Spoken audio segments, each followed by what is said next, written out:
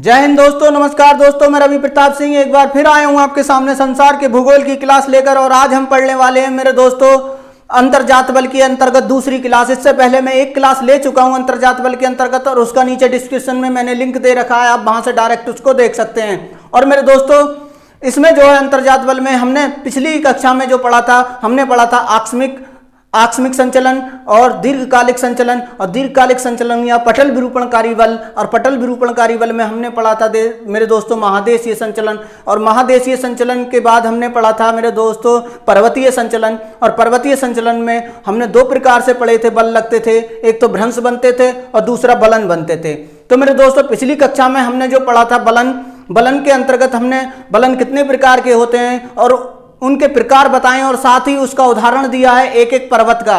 तो मेरे दोस्तों जो पर्वत हैं वो सारे बलित पर्वत के अंतर्गत ही आएंगे, उन्हें हम बलित पर्वत भी कह सकते हैं। मेरे दोस्तों महादेशीय संचलन के अंतर्गत हमने जो है निमज्जन, एक शब्द रह गया था पढ़ाने से, उसके लिए मैं क्षमा चाहता हूं। तो निमज्जन में क्या होता है मेरे दोस्तों, समझ लीजिए कि निमज्जन में जैसे ये धरातल है और ये समुद्र है, तो निमज्जन क्या होता है। देखिए मेरे दोस्तों महादेशीय संचलन में निमज्जन में क्या होता है, ये जो महाद्वीप है, ये महाद्वीप का हिस्सा या किसी देश का हिस्सा समुद्र के किनारे स्थित है, तो ये जो है धंसकर अंदर समुद्र में चला जाता है। इसी को हम निमज्जन या सबमर्जेंस बोलते हैं। मेरे दोस्तों अब हम पढ़ते हैं भ्रंशन या फॉल्टिंग। देखिए जब हमने पढ़ा था मेरे दोस्तों पर्वतीय संचलन में, तो बलन तो दूसरे प्रकार का बल जो था वो बलन था, और पहले प्रकार का जो बल था उसमें क्या था मेरे दोस्तों कि जब बल लगता था, संपीड़न होता था, तो चट्टानों में भ्रंश, दरार, ठीक है, या फिर चटकने उत्पन्न होती थी। तो भ्रंश में क्या होता है, जब चट्टानों के बीच में क्या होता है मेरे दोस्तों, जब उनमें खिंचाव उत्पन्न होता है और जो है धरती के जो ऊपर चट्टाने हैं, चट्टानों के नीचे जो है क्षैतिज दिशा में जो बल लगता है, ठीक है, उसकी वजह से क्या होता है संपीड़न उत्पन्न होता है, संपीड़न बल लगता है और फिर नीचे धसाव उत्पन्न हो जाता है, उसी को हम भ्रंश बोलते हैं।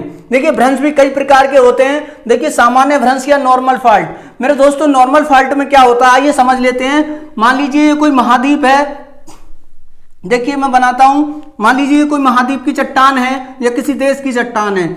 इसमें क्या होता है मेरे दोस्तों, जब बल लगता है, और जब बल लगता है मेरे दोस्तों तो क्या होता है, देखिए दोनों विपरीत दिशा में बल लग रहा है। इसके नीचे धरती के नीचे मतलब चट्टान के नीचे जो है विपरीत दिशा में बल लग रहा है, और जब विपरीत दिशा में बल लगता है तो यहाँ पे क्या हो जाता है, एक भ्रंश उत्पन्न हो जाता है, यानी कि ये दरक जाती है नीचे की ओर, और जब ये दरक जाती है इस तरीके से तो ये एक भ्रंश उत्पन्न हो जाता है। इसी को हम सामान्य भ्रंश या नॉर्मल फॉल्ट बोलते हैं। देखिए मेरे दोस्तों अब आता है व्युत्क्रम भ्रंश या रिवर्स फॉल्ट। व्युत्क्रम भ्रंश मेरे दोस्तों रिवर्स फॉल्ट में क्या होता है आइए समझ लेते हैं। इसमें क्या होता है मेरे दोस्तों, देखिए मान लीजिए कोई महाद्वीप है, समझते रहिए, महाद्वीप की संरचना दिखाइए मैंने, चट्टान है महाद्वीप की या किसी देश की। अब हुआ क्या कि दोनों बल एक ही ओर को लग रहे हैं, एक ही दिशा में लग रहे हैं, और जब एक ही दिशा में लगते हैं मेरे दोस्तों तो भ्रंश उत्पन्न हो जाता है, और भ्रंश हो जाता है, यहाँ पर चटकने उत्पन्न हो जाती हैं, भ्रंश हो जाता है। फिर उसके बाद क्या होता है, एक चट्टान की परत दूसरे चट्टान के ऊपर चढ़ जाती है, और इस तरीके से एक कगार का निर्माण होता है। इसको हम उत्क्रम भ्रंश भी बोलते हैं। कगार का निर्माण होता है, एस्क्रिपमेंट का निर्माण होता है, एस्क्रिपमेंट का निर्माण होता है। और पश्चिमी घाट कगार, देखिए उसके उदाहरण समझ लीजिए। पश्चिमी घाट कगार जो है हमारा जो पश्चिमी घाट है, जो कि गुजरात से लेकर और नीचे तमिलनाडु तक विस्तृत है, वो जो पश्चिमी घाट है उसका कगार जो है वो इसी प्रकार का व्युत्क्रम भ्रंश के कारण बना हुआ है। विंध्यन कगार क्षेत्र में लटकती हुई घाटियां देखी जाती हैं मेरे दोस्तों। जब लटकती हुई घाटियां देखी जाती हैं और जल प्रपात का विकास हुआ है वहां पर, किसकी वजह से हुआ है, व्युत्क्रम भ्रंश से, रिवर्स फॉल्ट की वजह से।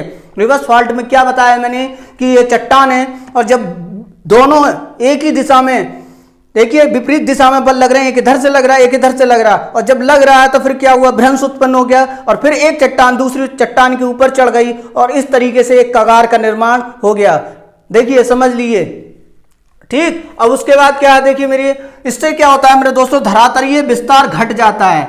आप समझ गए होंगे, जब मान लीजिए पहले इतना बड़ा था, और जब ये दोनों पास आएंगे और एक के ऊपर एक चढ़ जाएंगे तो फिर क्या होगा, एक के ऊपर एक चट्टानें चढ़ जाएंगी, तो फिर क्या होगा, जो धरातलीय क्षेत्रफल है वो क्या हो जाएगा, कम हो जाएगा। एक बात बताएं मेरे दोस्तों, मेरी सुन लीजिए एक बात मेरी, कि अगर आप आगे बढ़ना चाहते हैं और ये सोचते हैं कि कोई तुम्हें आगे बढ़ा देगा, तो आप अगर उस व्यक्ति को ढूंढना चाहते हैं तो जाइए आईने के सामने और अपना चेहरा देखिए, आपको वो व्यक्ति नजर आ जाएगा जो आपको आगे बढ़ा सकता है। देखिए दूसरे केवल आपको सहारा दे सकते हैं, आगे बढ़ा नहीं सकते, बढ़ने के लिए खुद ही उठना पड़ेगा। तो मेरे दोस्तों सोपानी भ्रंश क्या होता है? Step fault. देखिए सोपानी भ्रंश को समझाएं मेरे दोस्तों क्या होता है, आइए समझ लेते हैं इसमें क्या होता है। सोपानी भ्रंश में जब कोई चट्टान में बल उत्पन्न होते हैं तो भ्रंश जो है मेरे दोस्तों एक ही ढाल के अनुरूप बनते रहते हैं। जब एक ही ढाल के अनुरूप बनते रहते हैं तो फिर इस तरीके से सीढ़ियों का निर्माण हो जाता है। देखिए इस तरीके से भ्रंश उत्पन्न होते हैं और सीढ़ियों का निर्माण हो जाता है चट्टान में।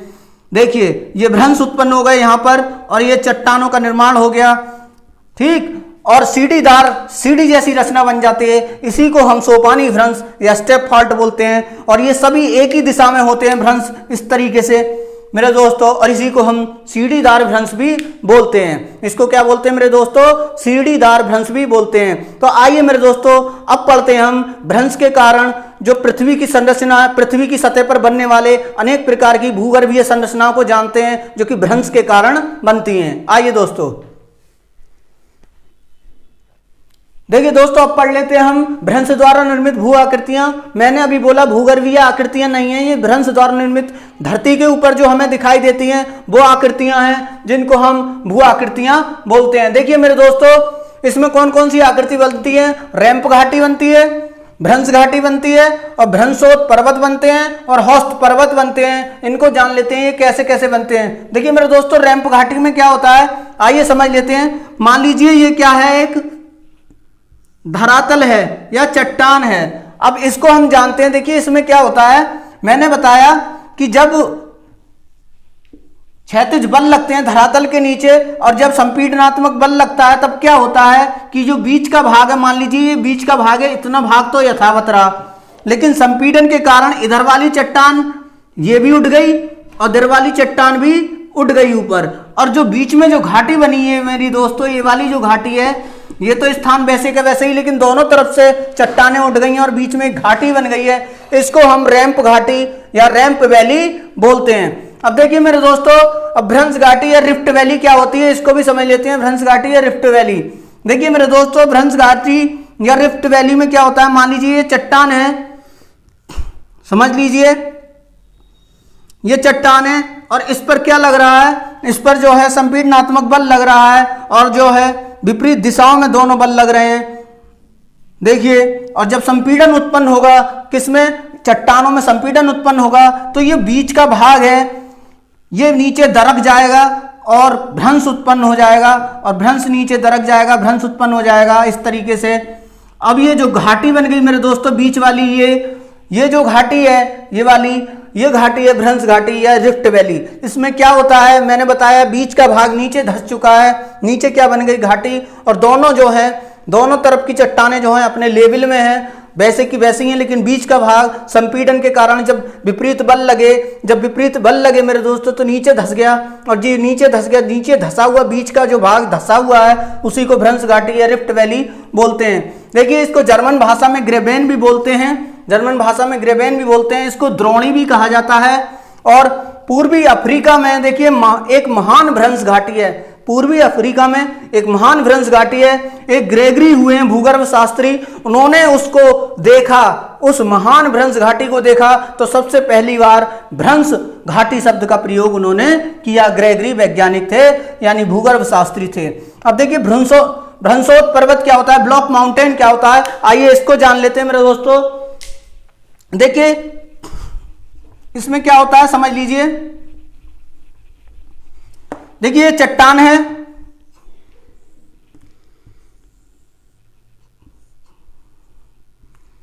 अब मेरे दोस्तों चट्टान है तो फिर क्या हुआ इसमें, देखिए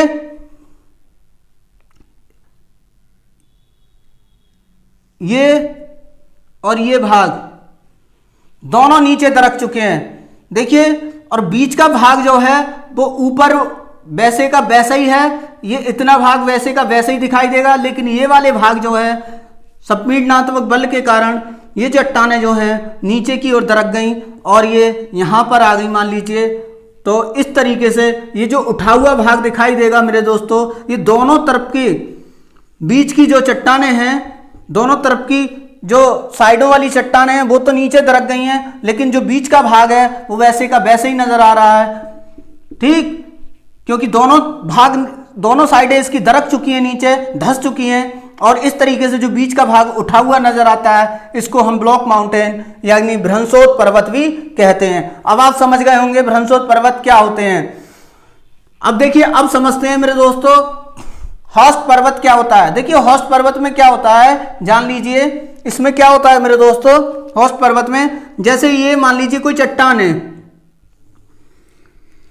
भ्रंशोत पर्वत में क्या होता था कि दोनों साइडों की चट्टानें दरक गई नीचे और बीच का भाग उठा हुआ रह गया। जो बीच का भाग उठा हुआ रह गया उसको भ्रंशोत पर्वत या ब्लॉक माउंटेन कहते हैं। लेकिन इसमें क्या होगा मेरे दोस्तों, मान लीजिए जब बल लगे इसमें, ठीक है, क्षैतिज बल लगे, तो फिर क्या हुआ, संपीड़न के कारण क्या हुआ, ये वाली जो चट्टान है ऊपर उठ गई, बीच वाली जो चट्टान है वो ऊपर उठ गई, लेकिन जो दोनों तरफ के इसके दोनों ओर की चट्टानें थी वो वहीं की वहीं है, और ये ऊपर की ओर बल लगना शुरू हुआ इस पर, और ये जो खड़ा हो गया ऊपर जाके, बीच में एक चट्टान खड़ी हो गई।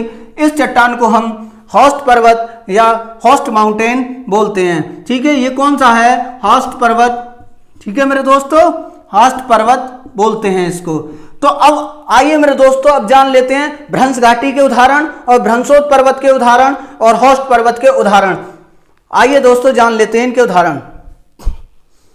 ये दोस्तों भ्रंश घाटी और भ्रंशोत पर्वत और हौस्ट पर्वत के उदाहरण हम जान लेते हैं कौन कौन से हैं। देखिए मेरे दोस्तों, देश और भ्रंश घाटी जर्मनी में है। बासजेस व हार्ज पर्वत के बीच एक घाटी है। जर्मनी के बासजेस व हार्ज पर्वत के बीच एक घाटी है, उसको हम, ठीक है, भ्रंश घाटी बोलते हैं। ठीक, वो एक भ्रंश घाटी है। और स्कॉटलैंड में मेरे दोस्तों, स्कॉटलैंड में मिडलैंड भ्रंश घाटी है।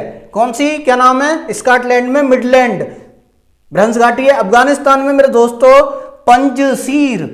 पंजशीर घाटी है, वो जो है क्या, एक भ्रंश घाटी है अफगानिस्तान की। मिस्र में राजाओं की घाटी है, किंग ऑफ वैली है मिस्र में। ठीक, वो भी क्या है, भ्रंश घाटी है। अंटार्कटिक महाद्वीप जो कि दक्षिणी ध्रुव पर स्थित है, ठीक है, उसमें जो है टेलर घाटी मौजूद है। कौन सी, टेलर वैली। एशिया में देखिए मेरे दोस्तों जो मृत सागर है, मृत सागर जो है मेरे दोस्तों वो किसका है, भ्रंश घाटी का उदाहरण है। अगर हम बैकाल झील की बात करें मेरे दोस्तों तो वो भी भ्रंश घाटी में ही स्थित है, और लाल सागर जो है मेरे दोस्तों वो भी भ्रंश घाटी में ही स्थित है। अब देखिए यूएसए यानी यूनाइटेड स्टेट ऑफ अमेरिका यानी संयुक्त राज्य अमेरिका में देखिए दो घाटी हैं, सिलिकॉन वैली और मृत घाटी डेथ वैली। ठीक, डेथ वैली और सिलिकॉन वैली ये दोनों ही क्या हैं, कहां पर है, संयुक्त राज्य अमेरिका में। ये दोनों ही भ्रंश घाटी हैं। जर्मनी में देखिए, जर्मनी में है ब्लैक फॉरेस्ट तथा ओडेनवाल्ड पर्वत के बीच एक राइन भ्रंश घाटी है। ब्लैक फॉरेस्ट तथा ओडेनवाल्ड पर्वत के बीच कहां है, राइन भ्रंश घाटी है। वो कहां है, जर्मनी में। जर्मनी में एक थी और थी बासजेस व हार्ज पर्वत के बीच थी भ्रंश घाटी, और यहां पर है ब्लैक फॉरेस्ट तथा ओडेनवाल्ड पर्वत के बीच राइन भ्रंश घाटी। और भारत की बात करें तो नर्मदा और ताप्ती नदी जो मेरे दोस्तों बहती हैं वो भ्रंश घाटी से ही बहती हैं। तो नर्मदा ताप्ती नदी घाटी जो है वो क्या है, भ्रंश घाटी का उदाहरण है। और दामोदर नदी घाटी जो है मेरे दोस्तों, जो कि झारखंड से निकलती है नदी, दामोदर नदी, तो और कहाँ जाती है, पश्चिम बंगाल में प्रवेश करती है। तो मेरे दोस्तों वो घाटी जो है दामोदर नदी घाटी भी भ्रंश घाटी का उदाहरण है भारत के अंदर। और देखिए दक्षिण ऑस्ट्रेलिया यानी ऑस्ट्रेलिया देश में, दक्षिण ऑस्ट्रेलिया देश में, ऑस्ट्रेलिया देश के दक्षिण ऑस्ट्रेलिया में स्पेंसर घाटी है, वो भी क्या है, भ्रंश घाटी का उदाहरण है। और देखिए मेरे दोस्तों भ्रंशोत पर्वत या ब्लॉक माउंटेन कौन कौन से हैं उनको भी जान लेते हैं। देखिए मेरे दोस्तों यूरोप में दो पर्वत हैं, बासजेस तथा ब्लैक फॉरेस्ट दोनों ही क्या है, ब्लॉक माउंटेन है। और देखिए पाकिस्तान में साल्ट रेंज है मेरे दोस्तों, साल्ट रेंज जो है ब्लैक फॉरेस्ट का उदाहरण है। ठीक, ब्लॉक माउंटेन का उदाहरण है। यूएसए में देखिए स्किन्स, तीन पर्वत हैं, स्किन्स, बासाज, सियरा नेवादा। यूएसए यानी संयुक्त राज्य अमेरिका में कौन कौन से, स्किन्स, बासाज, सियरा नेवादा। देखिए अब भारत में पर्वत है जो कि ब्लॉक माउंटेन है, सतपुड़ा। कौन सा ब्लैक माउंटेन कौन सा है? सतपुड़ा पर्वत है हमारे भारत में। तो मेरे दोस्तों ये पर्वत और भ्रंश घाटी पूछ ली जाती हैं कौन से देश में स्थित है। क्वेश्चन कोई भी बन सकता है, मिडलैंड भ्रंश घाटी किस देश में स्थित है, तो आपको लगानी पड़ेगी स्कॉटलैंड में। इसी तरीके से सतपुड़ा पर्वत जो है भारत का है, साल्ट रेंज पाकिस्तान की है जो ब्लैक माउंटेन में आती है, स्किन्स बासाज और सिएरा नेवादा यूएसए यानी संयुक्त राज्य अमेरिका। अब हास्ट पर्वत का उदाहरण जान लीजिए मेरे दोस्तों, हार्ज पर्वत। हास्ट पर्वत यानी कि हास्ट पर्वत का उदाहरण है हार्ज पर्वत जर्मनी का। हार्ज पर्वत जो जर्मनी का है वो हास्ट पर्वत का उदाहरण है। तो आप समझ गए होंगे आज भ्रंश घाटी क्या होती है, रिफ्ट वैली क्या होती है मेरे दोस्तों, भ्रंशोद पर्वत क्या होते हैं, ब्लैक माउंटेन क्या होते हैं, हॉस्ट माउंटेन क्या होते हैं, और आपने रैंप घाटी भी पढ़ी, रैंप वैली भी पढ़ी। तो मेरे दोस्तों इस वीडियो को यहीं समाप्त करते हैं। थैंक यू, धन्यवाद। और जल्दी से जल्दी मेरी वीडियो को शेयर कीजिए, लाइक कीजिए और कमेंट कीजिए। अगर कोई मेरी पढ़ाने में कमी नजर आ रही है मैं उसको जरूर सुधारूंगा। जल्दी वीडियो आएगी नई। थैंक यू, धन्यवाद। जय हिंद, जय भारत।